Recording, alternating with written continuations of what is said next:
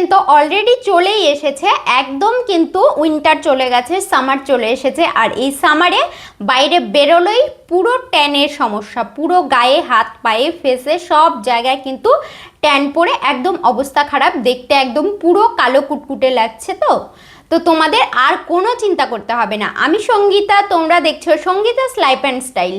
তোমরা সবাই কেমন আছো? আশা করছি খুব খুব ভালো আছো, আমিও খুব ভালো আছি। আমি তোমাদের সাথে শেয়ার করব ঘরে থাকা মাত্র কয়েকটি উপকরণ দিয়ে তোমরা কিভাবে একটা ট্যান মুক্ত স্কিন পেতে পারো।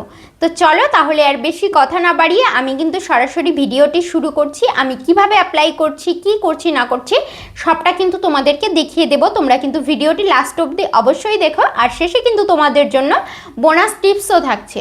তোমরা কিন্তু ভিডিওটি শেষ পর্যন্ত দেখো, তাহলেই কিন্তু তোমরা বোনাস টিপসটি জানতে পারবে। প্রথমেই আমি এখানে নিয়ে নিচ্ছি 2 চামচ চালের গুঁড়ো। চালের গুঁড়ো কিন্তু আমাদের স্কিনকে স্ক্রাবিং করতে হেল্প করে এবং ভীষণভাবে যে ডেড সেলগুলো আছে সেগুলোকে তুলে ফেলতে কিন্তু ভীষণ হেল্প করে। তারপরে নিয়ে নিচ্ছি এখানে 1 চামচ কফি পাউডার এবং 2 চামচ মতো মিল্ক। তোমাদের যেটুকু গুলতে লাগবে সেইটুকুই তোমরা মিল্ক নিয়ে নিতে পারো। কফি পাউডার এবং মিল্ক কিন্তু আমাদের স্কিন টোনকে অনেকটা লাইট করতে এবং মোলায়েম রাখতে কিন্তু সাহায্য করে। তারপরে এখানে নিয়ে নিচ্ছি আমি কিছুটা পরিমাণে হানি কিন্তু আমাদের স্কিনের যে টেক্সচার আছে সেটাকে উন্নত করতে এবং স্কিনে যে ড্রাই ভাব থাকে সেটাকে কিন্তু কমিয়ে দিতে একদম হেল্প করে।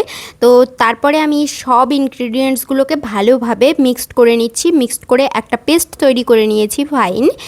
তারপরে আমি এই পেস্টটাকে ভালো করে আমার এক হাতে আমি অ্যাপ্লাই করে তোমাদেরকে দেখাচ্ছি। তোমরা এটা চাইলে ঘাড়ে, গলায়, পায়ে সব জায়গায় কিন্তু ভালোভাবে অ্যাপ্লাই করতে পারো। একটু বেশি করে বানিয়ে নেবে, তারপরে কিন্তু তোমরা এটিকে ফুল বডিতে অ্যাপ্লাই করে নেবে। এতে থাকা কর্নফ্লাওয়ার, কফি এবং দুধ, মধু সব কিছুই কিন্তু আমাদের স্কিনের জন্য ভীষণ ভালো। কর্নফ্লাওয়ার, কফি কিন্তু স্ক্রাবিং করতে হেল্প করে, এর ফলে যে ডেড সেলগুলো আছে সেগুলোকে তুলে ফেলতে হেল্প করবে। আর কফি, দুধ এগুলো কিন্তু আমাদের যে ট্যান পড়ে থাকে সেগুলোকে রিমুভ করতে হেল্প করবে। এটাকে 20 মিনিটস মতো রেখে তারপরে দেখো হালকা হালকা যখন ড্রাই হয়ে যাবে তখন আমি হালকা একটু ওয়াটার দিয়ে নিচ্ছি। এতে ওয়াটার দিয়ে তারপরে কিন্তু একদম হালকা হাতে স্ক্রাবিং করে নিচ্ছি ভালো মতো। কিন্তু তোমরা এটাকে স্ক্রাবিং করে নেবে, দেখবে এতে কিন্তু যে ডেড সেলগুলো আছে সেগুলো কিন্তু একদম রিমুভ হয়ে যাবে। রিমুভ করার পরে আমি তোমাদেরকে আমার হ্যান্ডটাকে একবার দেখিয়ে দিচ্ছি, দুটো হাতেই একবার দেখিয়ে দিচ্ছি। তো একদিনে ব্যবহার করে তো সেরকম কোনো রেজাল্ট পাওয়া যাবে না, কিন্তু রেগুলার ইউজ করলে অবশ্যই। তোমাদেরকে একটা কথা বলি, তোমরা যে কোনো জিনিস ইউজ করার আগে, তোমরা যে কোনো DIY ইউজ করার আগে অবশ্যই কিন্তু একবার প্যাচ টেস্ট করে নেবে।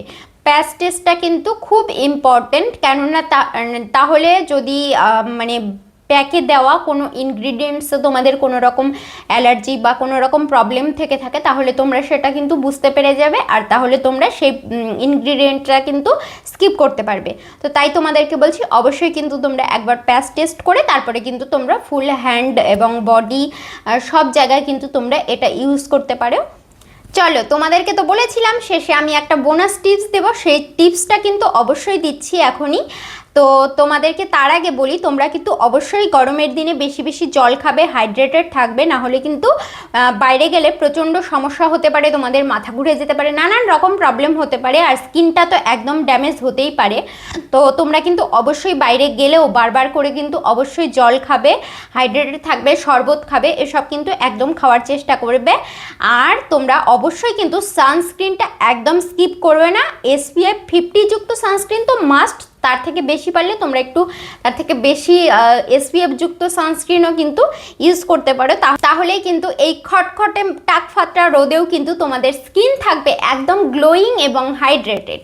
তো কেমন লাগলো আজকের আমার এই ভিডিওটি? আর তোমরা যদি এরকম ভালো ভালো ভিডিও এবং টিপস পেতে চাও তাহলে কিন্তু অবশ্যই চ্যানেলটিকে সাবস্ক্রাইব করে পাশের বেল আইকনটা ক্লিক করতে একদম ভুলো না। আর যদি ভিডিওটি ভালো লেগে থাকে তাহলে কিন্তু একটা করে লাইক করো আর কমেন্ট করে জানিও ভিডিওটি তোমাদের কেমন লাগছে। আর তোমরা কিন্তু তোমাদের ফ্রেন্ডস, ফ্যামিলি সবার সাথে ভিডিওগুলো শেয়ার করে দিও যাতে তারাও এরকম হেল্পফুল অনেক টিপস পেয়ে যেতে পারে। তো চলো সবাই খুব ভালো থেকো, সুস্থ থেকো, টাটা সবাইকে।